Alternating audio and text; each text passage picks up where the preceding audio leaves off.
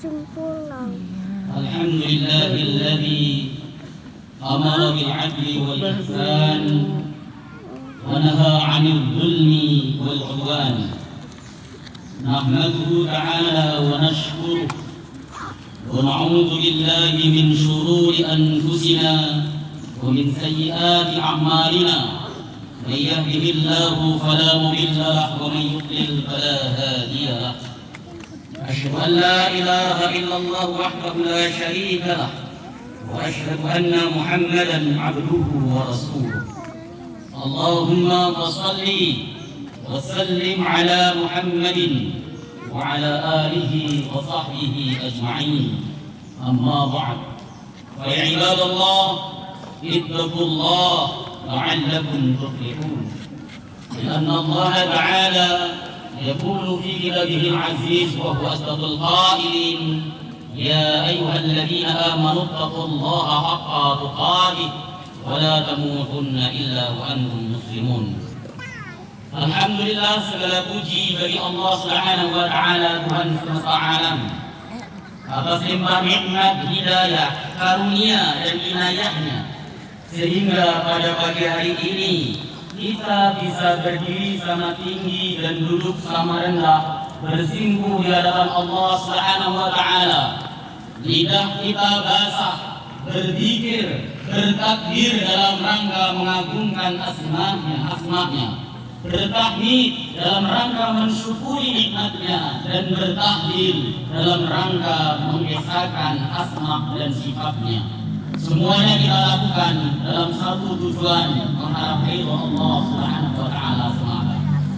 Salawat beserta salam semoga senantiasa terlimpah ruah kepada Nabi teladan, qudwah hasanah kita, Rasulullah Muhammad sallallahu alaihi wasallam, beserta seluruh keluarga beliau, sahabat, kerabat, dan pengikutnya, serta kita semuanya umat beliau, umat dakwah ijabah yang senantiasa istiqamah, konsisten dalam merengkuh dan mengamalkan sunnah-sunnahnya hingga akhir zaman nanti.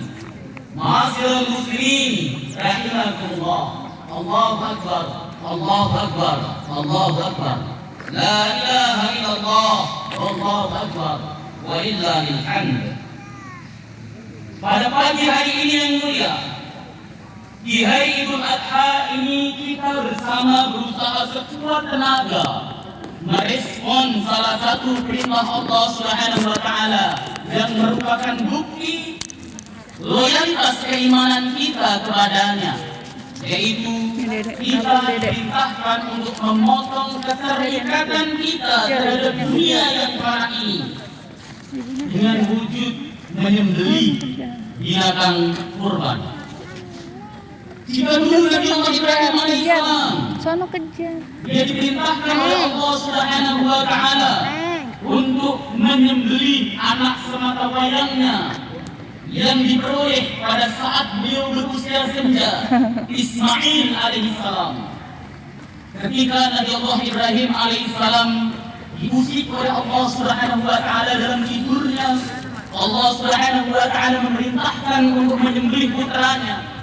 Ibrahim menggunakan nalar dan logikanya. Tidak mungkin Allah Subhanahu wa Ta'ala yang Maha Penyayang yang mengkaruniakan anak yang begitu hebat pada saat usianya sedang lucu-lucunya. Di dalam Quran disebutkan dengan redaksi falamma balagha ma'ahu sa'ya, ketika Ismail sudah bisa diajak untuk bekerja. Maka para mufassir menegaskan usianya sekitar 9 sampai 12 tahun. Di usia yang sayang-sayangnya seseorang kepada anaknya, datang perintah Allah Subhanahu wa Ta'ala untuk menyembelih putra sematawayangnya tersebut. Nalar Nabi Allah Ibrahim menolak.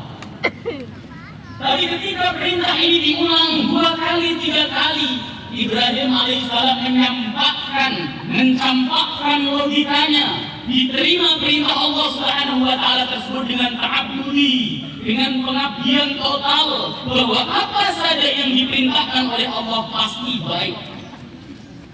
Diaturkan mimpi tersebut kepada Ismail, ya bunayya inni ara fi manami anni adbahu fanzur madza tara. Wahai anakku, aku bermimpi kemukakan bagaimana pendapatmu.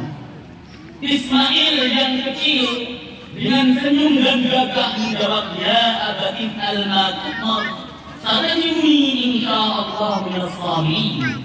Wahai bapakku, kerjakan saja apa yang diperintahkan oleh Allah Subhanahu wa taala kepadamu, dan kelak kau akan dapati aku termasuk orang-orang yang sabar. Mereka berangkat, Ibrahim tulus.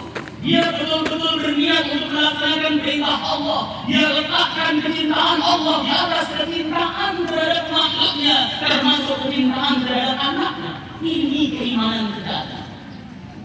Lalu Allah Subhanahu wa taala menerima ketulusan loyalitas Ibrahim tersebut dan mengganti Ismail dengan kibas dari surga. Kita saat ini disuruh oleh Allah Subhanahu wa taala untuk menyembelih keterkaitan diri kita dengan dunia. Bukan anak kita yang disuruh menyembelih, tapi sebagian harta kita dalam wujud binatang kurban. Bukankah Allah Subhanahu wa taala dalam surat Al-Kahfi menyebutkan al-malu wal banuna zinatul hayatid dunya? Harta dan anak adalah perhiasan kehidupan dunia. Artinya bahwa wujud perhiasan dunia yang sering menggoda kita, yang sering menjadikan kita lalai kepada Allah Subhanahu wa taala adalah harta dan anak. Maka Allah pun mengatakan, ya ayyuhalladzina amanu la tulhikum amwalukum wa la auladukum an dzikrillah. Wahai orang-orang beriman, janganlah harta kalian dan anak-anak kalian membuat kalian berpaling dari ingat Allah Subhanahu wa taala. Ini yang harus kemudian kita sembelih. Ini yang kemudian harus kita potong dalam hati kita, supaya hati kita betul-betul tujuannya karena Allah Subhanahu wa taala. Oleh sebab itu, saudara, jika kita memahami filosofi ibadah kurban, maka yang terselip di sana adalah sikap loyal kepada Allah, rela berkorban untuk Allah, peka terhadap nasib sesama, dan menghilangkan ketergantungan kita terhadap duniawi, sehingga tidak ada lagi rasa pelit, pikir ataupun sayang harta dalam rangka ibadah dan takarrub kepada Allah Subhanahu wa taala, serta memiliki rasa empati dan simpati atas penderitaan yang dialami kaum muslimin dimanapun mereka berada. Berkaitan dengan hal itu, di hari Idul Kurban ini, mari kita renungkan sebuah pertanyaan besar dan penting dalam kehidupan kita. Apa yang sudah kita lakukan untuk membantu saudara muslim kita di Palestina? Allahu Akbar, Allahu Akbar, Allahu Akbar. La ilaha illallah, wallahu akbar, walillahil hamd. Palestina bukan hanya sekedar wilayah geografis. Palestina adalah tanah suci, negeri para nabi, dan tempat berdirinya Masjidil Aqsa, kiblat pertama umat Islam dan masjid suci ketiga setelah Masjidil Haram dan Masjid Nabawi. Bahkan diterangkan dalam hadis sahih, Nabi sallallahu alaihi wasallam ditanya, ayyul masjidi wujida fil ardi awal ya Rasulullah. Masjid mana yang pertama kali dibangun di muka bumi ini ya Rasulullah? Nabi menjawab, Masjidul Haram, yang pertama kali dibangun adalah Masjidul Haram. Sahabat bertanya, "Tsumma ayyu?" Kemudian masjid mana lagi? Kala Nabi menjawab, "Wa Masjidul Aqsa," dan Masjid Aqsa. Kemudian sahabat bertanya, "Ikam bainahuma?" Jarak antara dua itu berapa tahun? Nabi menjawab, "Arba'ina sana." Jaraknya 40. Al-Aqsa adalah tempat di mana Allah Subhanahu wa taala ditauhidkan kedua setelah Masjidil Haram. Tempat di mana Allah Subhanahu wa taala mengkhususkan untuk namanya disebut dan disembah secara khusus. Hal ini menunjukkan bahwa Al-Aqsa bukanlah sekedar letak geografis, tapi dia adalah tempat yang suci. Lebih-lebih Allah Subhanahu wa taala menyebutkan dalam surat Isra ayat 1, Subhanalladzi asra bi 'abdihi lailan minal masjidil haram ilal masjidil aqsa alladzi barakna hawlahu linuriyahu min ayatina innahu huwas sami'ul basir. Maha suci Allah yang telah memperjalankan hambanya pada suatu malam dari Masjidil Haram ke Masjidil Aqsa. Lihat, Allah Subhanahu wa Ta'ala membarengkan Masjidil Haram dengan Masjidil Aqsa, seakan-akan ini sentilan kepada kita yang berulang kali umroh, berulang kali haji, tetapi tidak peka dari Masjidil Aqsa. Lihat bagaimana sikap kita jika Al-Haram diganggu sedikit oleh orang-orang kafir, kita pasti akan marah, kita pasti akan bela darah, karena itu adalah tempat Muslim yang paling mulia. Tapi bersamaan dengan itu, kita cuek terhadap Al-Aqsa, kita cuek terhadap Baitul Maqdis. Jauh-jauh hari Allah Subhanahu wa Ta'ala akan merangkai, wahai umat Islam, perhatikan tanah haram, perhatikan Masjidil Haram, dan jangan kau terlantarkan dan lupakan Masjidil Aqsa, Baitul Maqdis. Hari ini kita lebih perhatian terhadap Al-Haram, tapi tidak pernah, bahkan terselip dalam doa yang kita panjatkan pun tidak pernah untuk kemerdekaan dan pembebasan Al-Aqsa. Layakkah kita kalau kemudian sebuah tempat yang dimuliakan oleh Allah Subhanahu wa Ta'ala yang saat ini dikuasai dengan cara sadis oleh Zionis laknatullah alaih, kemudian kita mencidir perjuangan mereka dengan gelar-gelar yang tidak pantas, dengan atribut-atribut yang tidak patut. Allahu Akbar, Allahu Akbar, Allahu Akbar. La ilaha illallah, Allahu Akbar, walillahil hamd. Saat ini saudara, bumi yang suci Nabi berkahi tersebut telah diluluh-lantahkan oleh Zionis. Mereka sekarang memberi melakukan agresi keji. Penderitaan rakyat Palestina adalah tragedi kemanusiaan terbesar selama bertahun-tahun. Ada sebuah badan, United Nations Office for the Coordination of Humanitarian Affairs, mencatat hingga bulan Mei 2025 sudah 35.000 warga Palestina gugur. Ini hanya dalam rentang agresi Israel yang terakhir. Sudah 35.000 warga Palestina gugur. 70% diantaranya adalah anak-anak kecil, bayi, balita yang belum mengenal dosa, dan para wanita yang tidak memiliki tenaga. Lebih dari 1,7 juta orang mengungsi di tempat yang tidak layak, di tenda-tenda kumuh yang mereka kedinginan saat musim dingin. Mereka mengharapkan uluran bantuan dari kita, saudara muslimnya di Indonesia. Tapi apa yang kita lakukan, saudara? Kita seakan-akan lepas tangan, kita seakan-akan cuek dedek, kita seakan-akan tidak pernah tahu akan nasib mereka. Di dalam kitab Al-Bidayah wa Nihayah karangan Ibnu Katsir, Khalifah Mu'tasim Billah pernah diadili oleh seorang perempuan muslimah yang dia digoda, dilecehkan, dihina oleh orang-orang Yahudi ketika hendak keluar malam. Mendengar hal itu, Mu'tasim Billah marah, berdiri sebagai berkata, melecehkan satu orang muslimah sama dengan melecehkan Mu'tasim Billah. Menghina seorang muslimah sama dengan menghina Mu'tasim Billah. Lalu Khalifah Mu'tasim Billah mengerahkan 100.000 pasukan untuk menggulung Yahudi tersebut.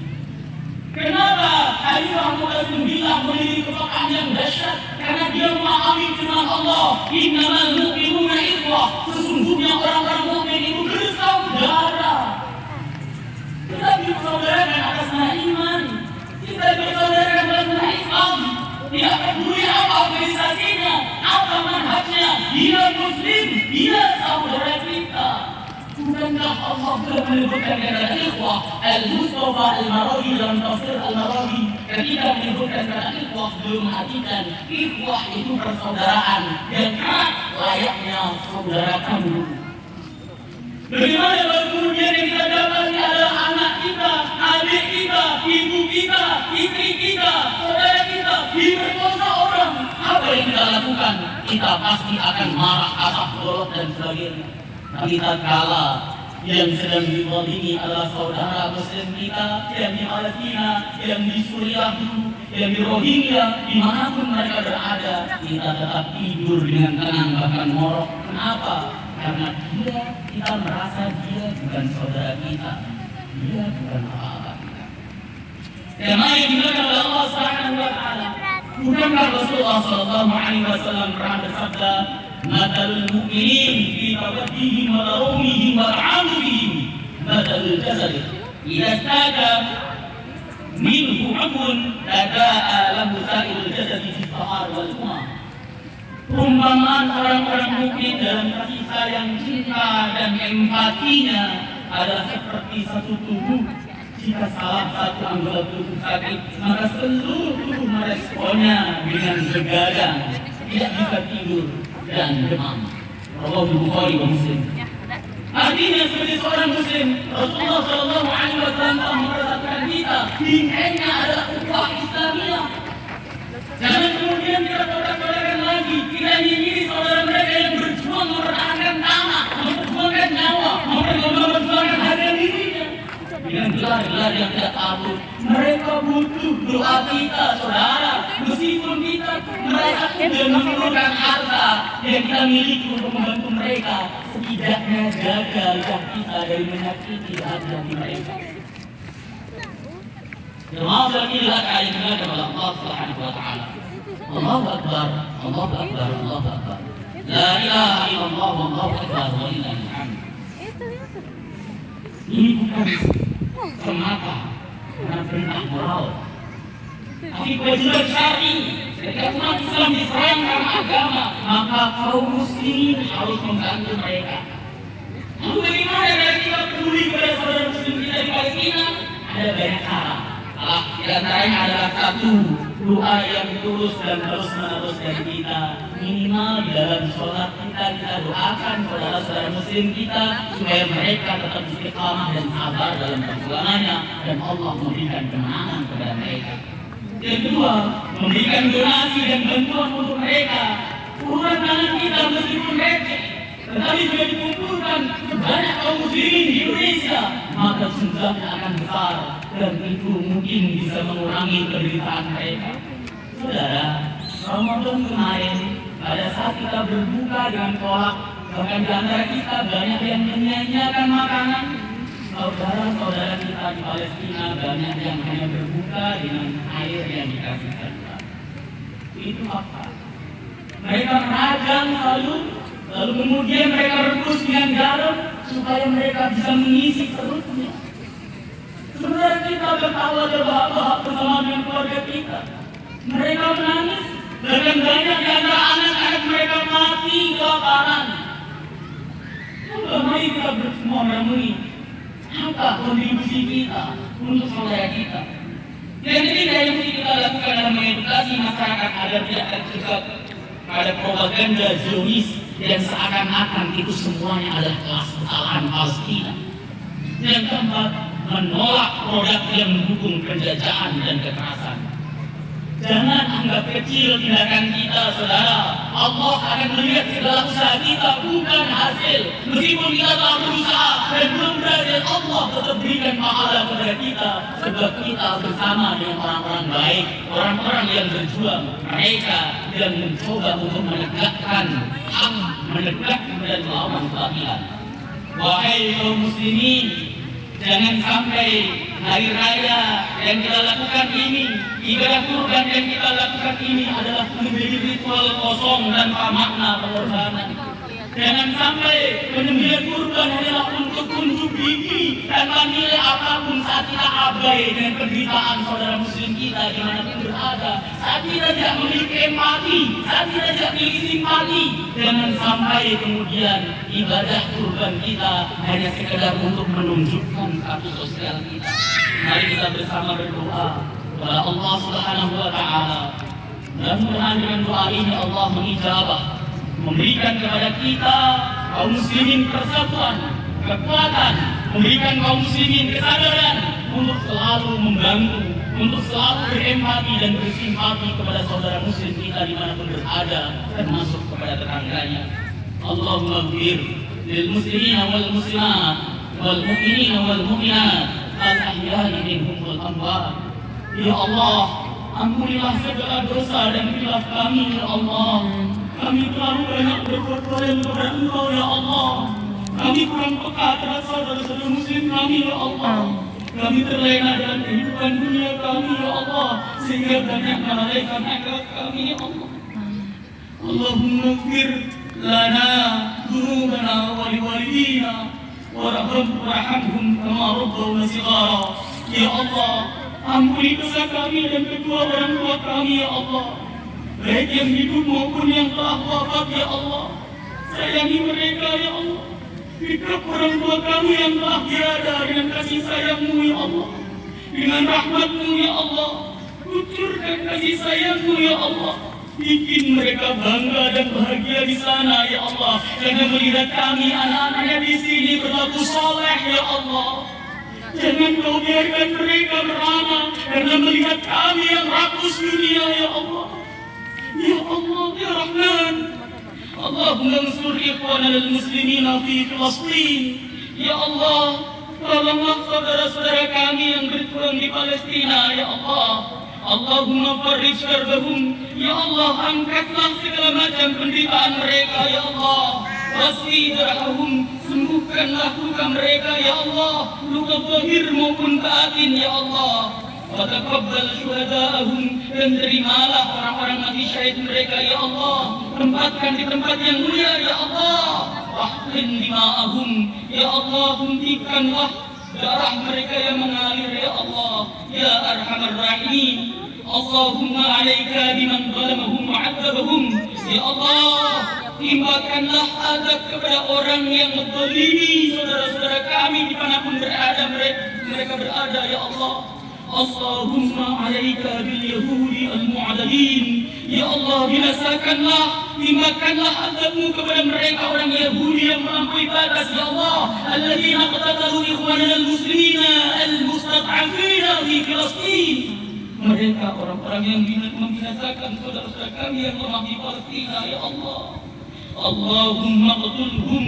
Ya Allah, binasakanlah mereka ya Allah. Allahumma dzabit syamlahum. Ya Allah, kocar kacirkanlah barisan mereka ya Allah. Ya Qawi ya Aziz. Rabbana zalamna anfusana wa illam taghfir lana wa tarhamna lanakunanna minal khasirin. Rabbana atina fid dunya hasanah wa fil akhirati hasanah wa qina adzaban nar. والحمد لله رب العالمين. أقول قولي هذا فاستغفر الله لي ولكم واستغفروه إنه هو الغفور الرحيم. عيدكم سعيد وكل آن وأنتم بخير. تقبل الله منا ومنكم أعمال صالح. السلام عليكم ورحمة الله وبركاته.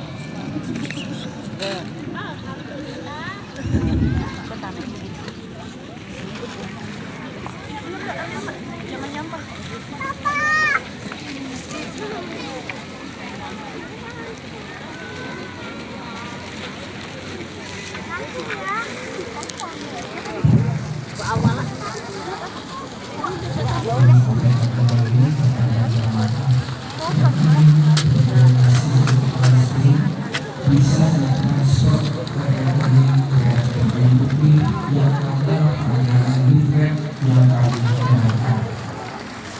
Bersama kembali kepada ulama yang ingin mendonasikan sebagian rezekinya bisa diambil